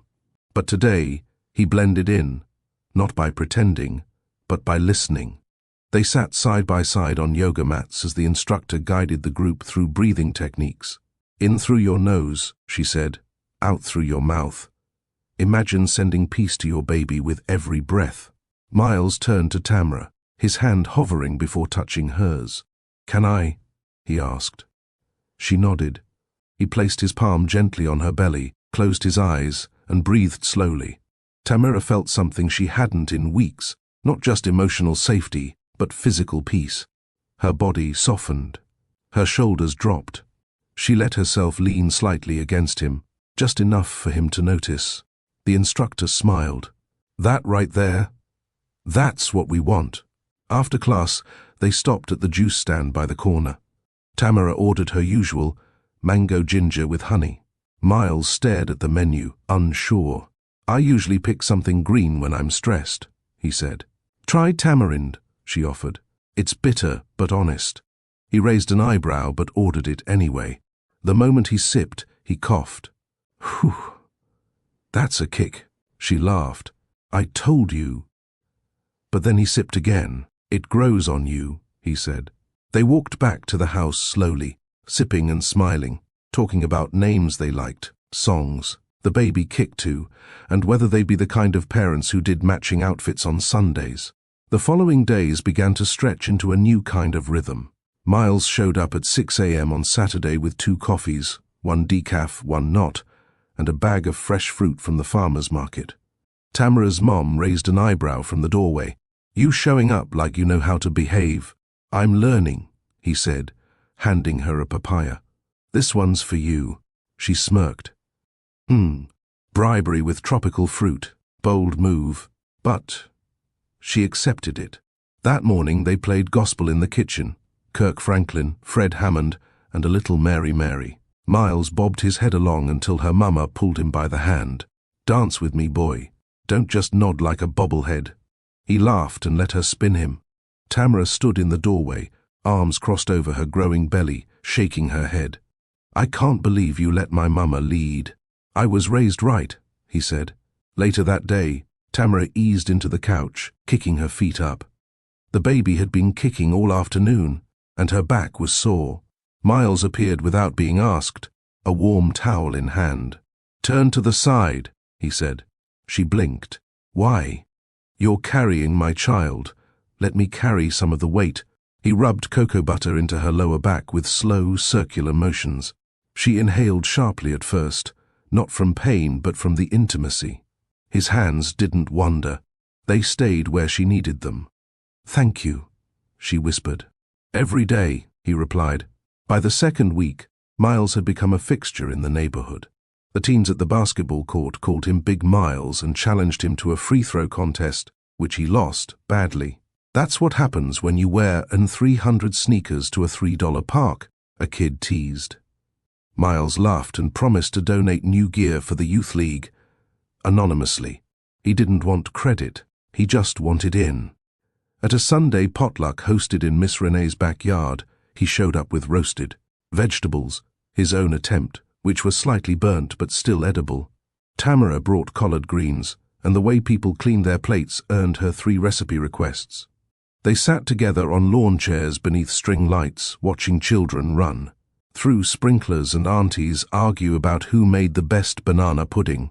A quiet moment settled between them. "You're different," she finally said. Miles looked over. "How so?" "You listen more. You laugh more. I breathe more." She nodded.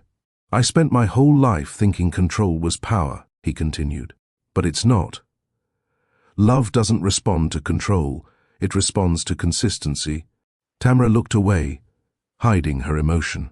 But her fingers inched closer to his, and when his pinky brushed hers, she didn't pull away. Later that night, as he walked her home, she paused at the base of her porch.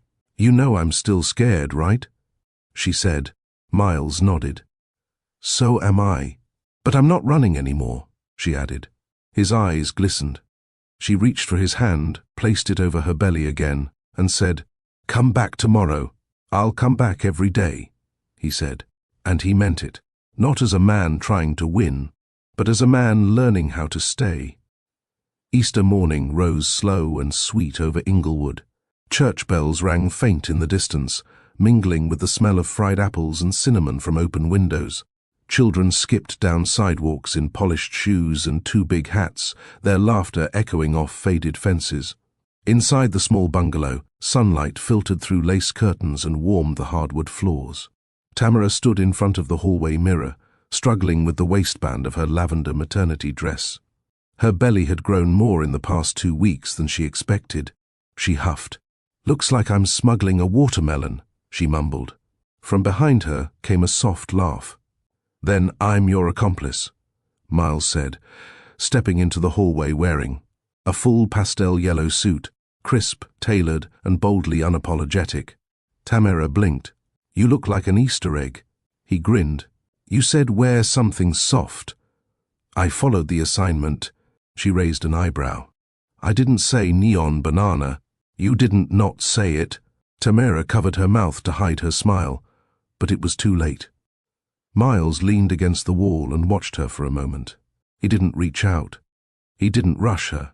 He just took her in, this beautiful, swollen, glowing version of the woman who once made him question everything he thought he knew about love. "I'll fix the back zipper," he offered. She nodded, turning slowly. When his hands touched the fabric, his fingers brushed her spine. Just a second, but enough for her to feel grounded. Enough for her to remember she wasn't alone. In the kitchen, her mama was humming Total Praise and stirring something thick and sweet in a cast-iron pot. She wore a floral apron, a fresh wig, and bright pink lipstick. When she saw Miles, she paused. "Boy, ain't nobody warned me you were dressing like a spring picnic." Miles lifted his hands. "Just trying to fit in." Tamara rolled her eyes. "He tried," her mother chuckled. "You know what? You remind me of my Earl. He wore a coral suit one Easter. We teased him so bad he didn't come back to church for a year. But I loved that suit." She wiped her hands and reached for a vinyl record. Moments later, Lovely Day by Bill Withers filled the room. "Come on," she said, snapping her fingers. "Ain't no Easter without a kitchen dance." Miles hesitated. "Don't make me ask twice," she warned.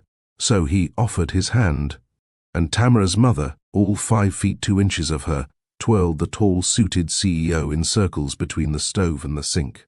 He missed every beat. She didn't care. "Loosen those hips, boy." She laughed. "I left 'em at Harvard," he replied. Tamara watched from the doorway, arms folded across her belly, cheeks full of laughter. "Look at you," her mama said, pulling away breathless. "Finally acting like you got rhythm and responsibility." Miles wiped his brow with a dish towel. One step at a time. They arrived late to service, but no one minded. The pews were packed, babies in bow ties, aunties with fans, a choir in robes that shimmered like sunrise. Miles stood when Tamara stood, clapped when she clapped, bowed his head when she prayed. He didn't mouth the words he didn't know. He just stood still beside her, a man learning a language through presence, not performance. During altar call, Tamara's hand slid into his. She didn't look at him, didn't squeeze, just linked their fingers. It was enough. After service, they posed for a picture under the flower arch. Tamara's mother pulled them close. "Y'all look like somebody's parents already," she said, proud and teary-eyed. Miles looked at Tamara. "We are somebody's parents." She nodded.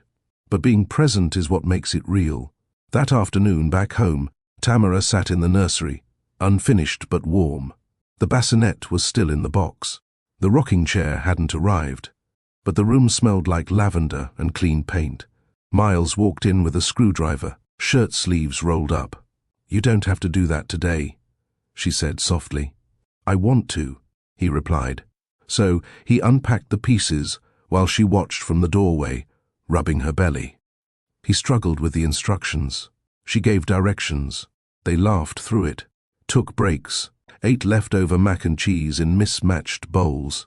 By sunset, the crib stood solid against the wall. Miles stepped back and admired it. "I built something," he said, half joking, half awed. Tamara walked over and touched the railing. Her voice dropped. "You didn't just build a crib." He turned toward her, but she was looking at the floor, as if choosing every word with care. "You came back when you didn't have to," she said. "You showed up when I told you I needed space. You listened. You learned." Her hand reached for his, steady, not hesitant. "You touched my mother's hand and danced with her like she was yours."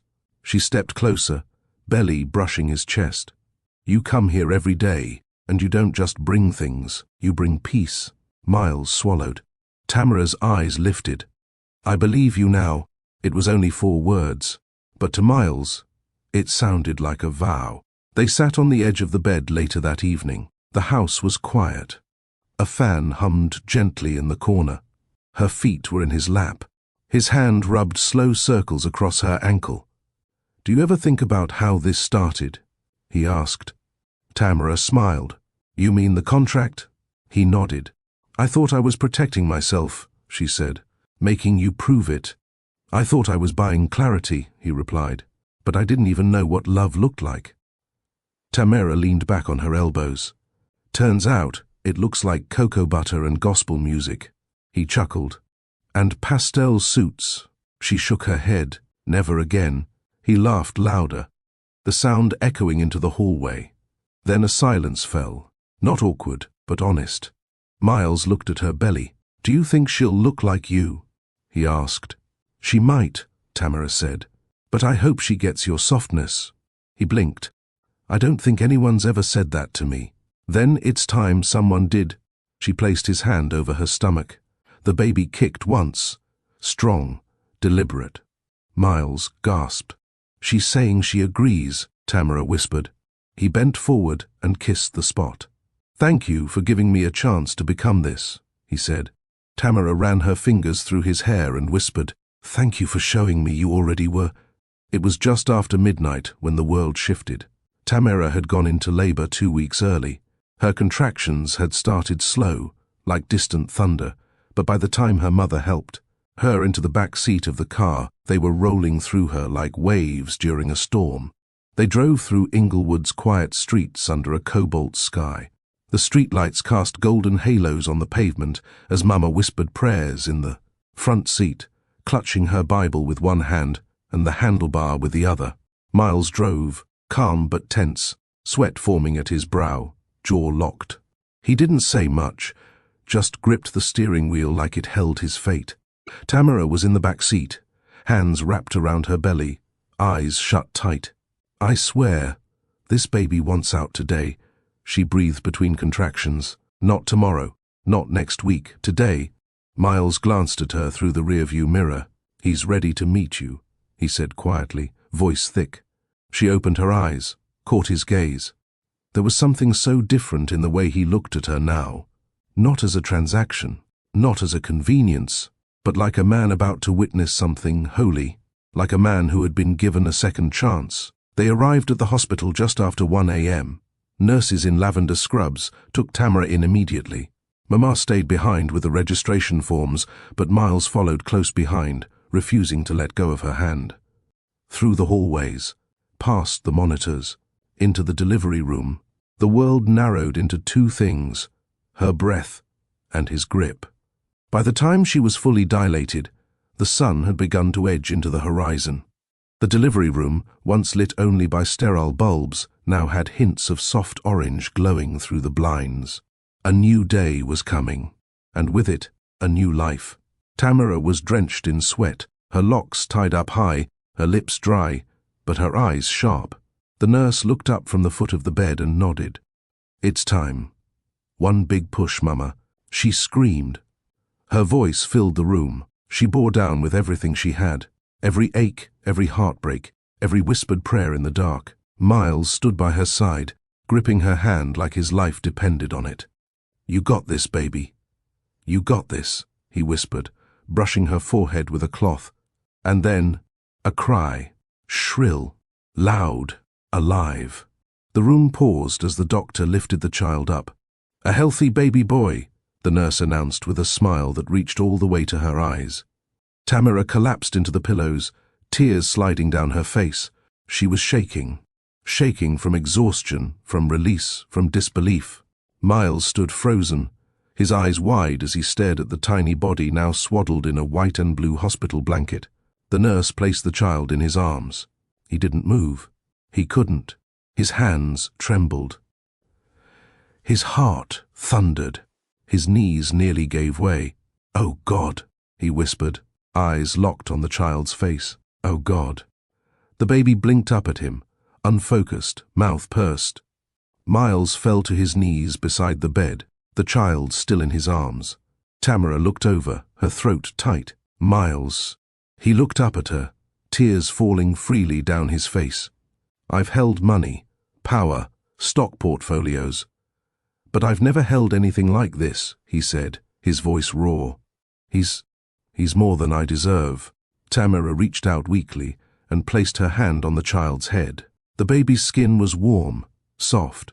He made a soft cooing sound that cracked her wide open. She looked at Miles. "We need to name him." He nodded, lips trembling. "You go first." Tamara thought for a moment, looked at the boy's face, his tiny fingers, the way he curled into his father's arms without hesitation. "Darian," she said softly. Miles blinked. "What does it mean?" She smiled through tears. "Gift." He stared at her for a moment longer, then leaned forward and pressed a kiss to the baby's forehead. "Darian, it is," he whispered. "My son, our gift." The hours after the birth were a blur of joy and stillness. Nurses came and went. Mama arrived and cried over the baby, like he was made of gold and glory. They took pictures, grainy and beautiful. Darian slept most of the morning, nestled in a bassinet beside the bed, wrapped tight and peaceful. Miles never left Tamara's side, not even once. He sat beside her, holding her hand as she slept.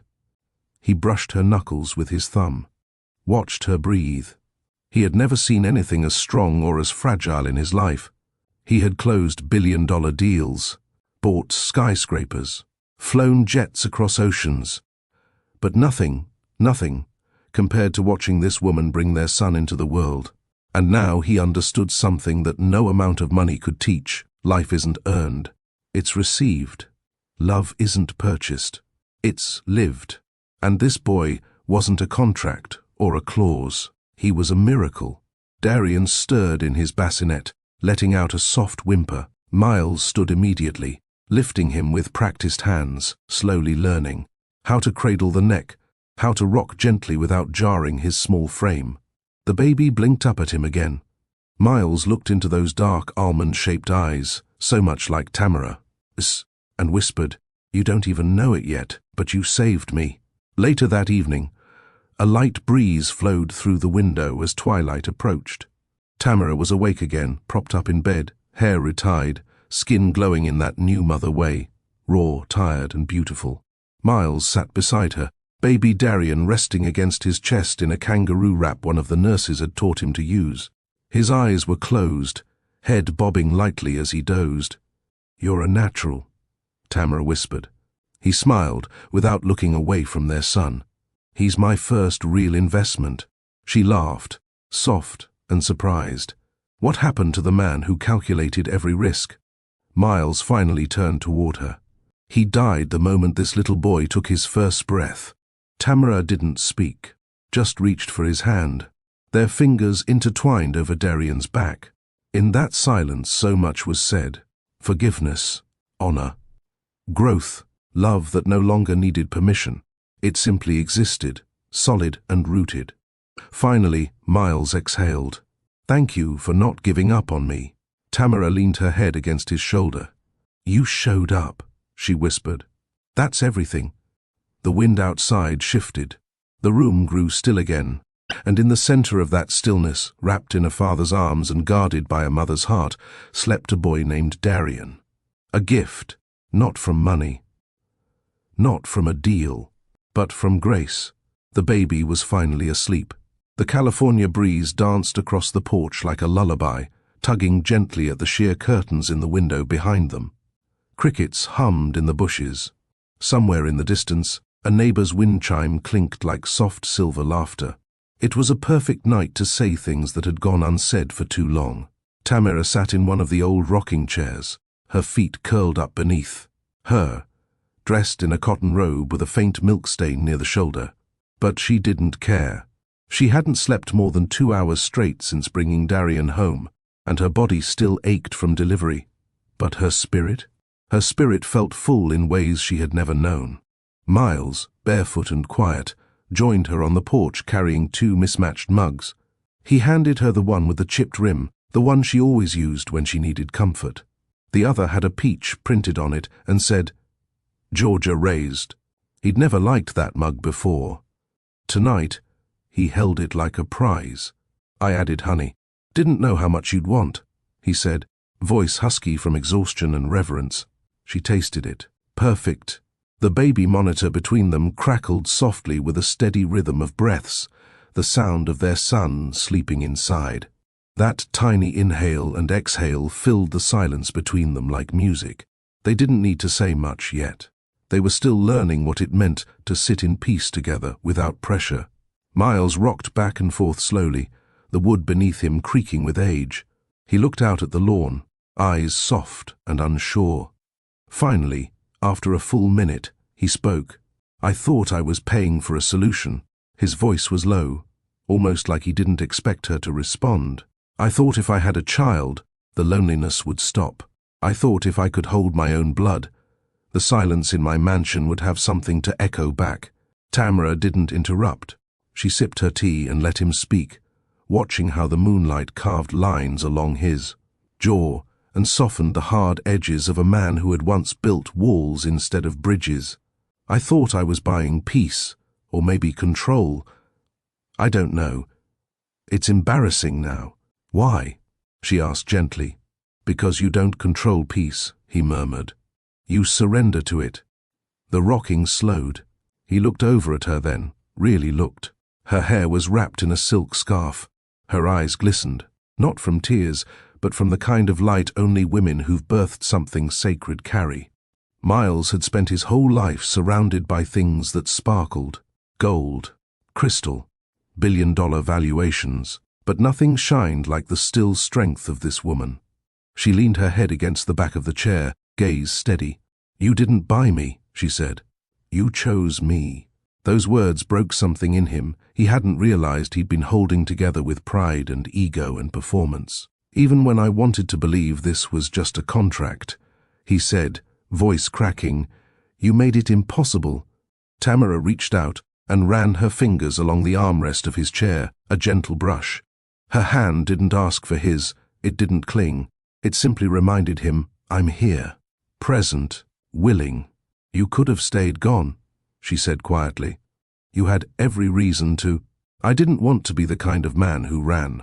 My father always said the right things but never stayed long enough to mean them. I almost became him. You didn't. I almost did, but you didn't. Their eyes locked again. A thread of grace stretched between them, unspoken but strong. He sighed, rubbing his forehead. I didn't know what love looked like. I knew what I thought it was. Grand gestures, roses, apologies that came in diamonds and silence. But I didn't know it was midnight bottle feeds and spit up on your shirt. I didn't know it was rocking chairs and being wrong and staying anyway. Tamara smiled then, not a full grin, but a soft, knowing curve of her lips. That's the thing about real love, she said. It doesn't ask you to be impressive. It just asks you to show up. A humming street lamp buzzed to life across the driveway. The moon shifted, revealing just how close their chairs had moved in the past half hour.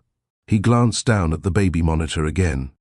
I used to sleep with sound machines that mimicked rain or oceans or forests. Now I just need that. He pointed at the monitor. That little breath of his. That's all the music I need. She touched her belly absent-mindedly, still remembering how it felt to carry that little rhythm inside her. The journey hadn't been easy. Nothing about this had been simple. Not the deal. Not the falling. Not the trusting. But what they had now was real, gritty, tender, growing love. "Do you remember," she asked, "the first time you walked into the cafe?" He chuckled. "Of course I do. You called me dramatic for offering that much money. You still made me marry you. You needed to be married," she teased. He nodded. "Turns out, I did. Not because of appearances, but because I needed someone to show me what family feels like." She leaned her head on his shoulder. They sat like that for a long time. No movement. No need to entertain or fix or control. Just presence. "You're not the man I met," she whispered. "No," he agreed. "And I don't want to be." The monitor shifted slightly with Darian's breath. A COO. A sigh. Another tiny inhale. They both listened. Tamara looked up at him again, her voice soft but sure. "You're the father of my son. But more than that, you're becoming the man I can build a life with." He turned to her. "And you're the woman who saved me from myself." She laughed. "I didn't save you, Miles. You chose to come back." He considered that, nodding slowly. "Still, you made it possible." From inside, the sound of a small fussing whimper broke the night. Darian was stirring. They both paused, instinctively listening. The monitor picked up the gentle movement of a restless newborn. Before Tamara could move, Miles stood. "I got him." She blinked. "You sure?" He smiled. "I want to. I need to." He disappeared inside. Tamara stayed on the porch, watching the empty rocking chair beside her, still creaking from his absence. She wrapped her hands tighter around her tea mug, eyes closed, whispering words of gratitude under her breath. Minutes passed. He returned with Darian swaddled against his chest, tiny fingers peeking out near his collarbone. Miles's hand cradled the baby's head with surprising skill. Tamara watched as he sat, back down and rocked with a rhythm that didn't come from tutorials or instruction. It came from instinct. She reached over and touched Darian's tiny hand. "Looks like you found your place." Miles looked down at his son, then up at her. "We both did." No more contracts, no more confusion. Just three people on a porch in the middle of the night, surrounded by crickets, and grace, and the echo of choices that had finally turned into love. The screen door creaked softly as Tamara stepped out onto the porch, her son, tucked close to her chest in a soft wrap that matched the glow of dawn. In Inglewood, the morning air smelled of magnolia and history. A soft jazz tune played faintly from a neighbor's window, and birds fluttered along, the edges of power lines like they too were stretching into a brand new life. Inside, Miles was finishing up the last of the dishes, humming under his breath, his sleeves rolled past his elbows. The man who once signed checks in silence now moved with intention, rinsing, wiping, making sure her favorite mug was clean and set aside for her morning ginger tea. He didn't ask for applause. He just showed up. Every single day. Tamara sat down in the rocking chair that once belonged to her mother. Her fingers traced the smooth, worn handles, still catching tiny carvings etched in from her childhood. Little symbols of hope. A tiny sunflower. An M for Mama. A heart. She rocked slowly, her eyes drifting to the small wooden crate Miles had repurposed into a planter box. It bloomed now, lavender, marigolds and basil, all growing from seeds he had picked out himself during a community fair. She remembered the way he held the tiny paper packet of lavender like it was treasure. She hadn't told him then, but her mama used to keep lavender under her pillow. Inside, Darian stirred against her chest. He made a soft cooing sound, something between a sigh and a hum. Tamara chuckled and kissed the top of his head. "You smell like formula and promise," she whispered to him, tears threatening, but never quite falling. Miles stepped out onto the porch, wiping his hands on a towel. He was dressed simply, grey joggers, a white t-shirt, and socks that didn't match. But it didn't matter. There was something whole about him now, like all the polished corners had finally softened. "You're gonna rock that chair into the ground," he teased gently, holding 2 mugs. Tamara looked up and smiled. "It's already been through 3 generations. It can handle 1 more." He handed her the tea, ginger and honey, just the way she liked it. No words had to be exchanged. He had watched, learned, remembered. As he sat beside her, Darian let out a sudden hiccup, and they both leaned in, laughing quietly, the sound wrapped in the morning's softness. They watched as the neighborhood came alive, children heading off to school, cars slowly starting up, a father walking his daughter to the corner in pink bunny slippers. And then Miles whispered, like it wasn't meant to be said aloud but needed to be heard. "Sometimes I still think about that day, the day I thought I was paying for a solution." Tamara turned to him, her brows arching slightly, but her expression calm. He placed his hand on Darian's back and leaned forward, eyes on the horizon. "I thought I was writing a check to ease a burden, but what I got, what I have now—" He stopped, swallowed, his voice tightening. "Wasn't a solution, it was a life, a whole new one."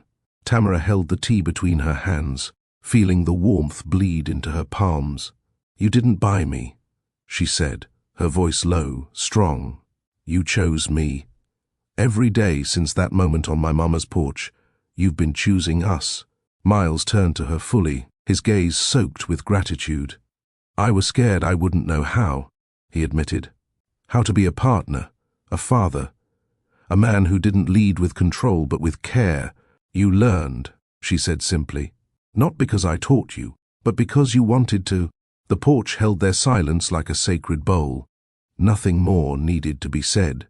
That was the gift. The space between them now wasn't filled with old wounds but gentle understanding. A few months later, the small storefront in Inglewood didn't look like much at first glance. A cream-painted brick wall, a freshly planted olive tree out front, and a wooden sign that simply read, "Mama Essie's House." Inside, the space was soft and alive.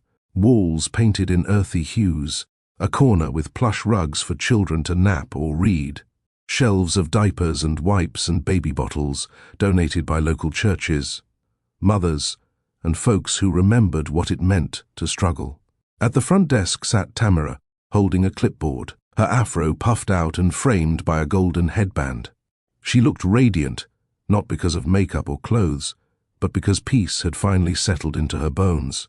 Miles was in the back, on the floor, building wooden cubbies with a local high school intern. He wore paint-smeared jeans and a grin. Every so often, he'd wipe his forehead with his shirt and peek around the corner to check if Darian, sleeping in his playpen, had stirred.